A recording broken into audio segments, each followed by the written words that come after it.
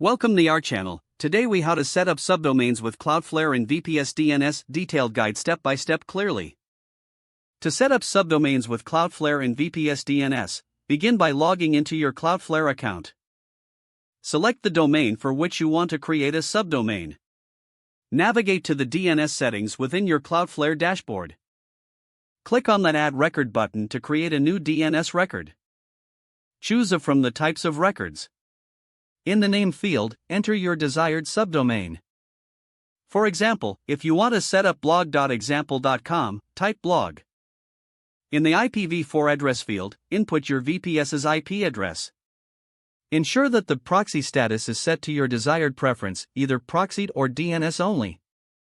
Click Save to create the new DNS record. Next, log into your VPS control panel. Access the settings for your web server.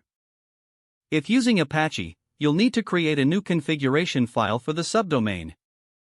This file should be placed in the /etc/apache2/sites available/directory. Use a text editor to create the configuration file. Include the server name, document root, and any additional directives specific to your subdomain. If you're using Jinx, you'll follow a similar process in the Jinx configuration directory. Once the configuration file is created, enable it using the appropriate command. For example, in Apache, run sudo a2 and cite your subdomain.conf.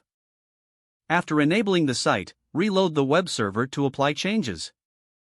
For Apache, use sudo system to reload Apache 2.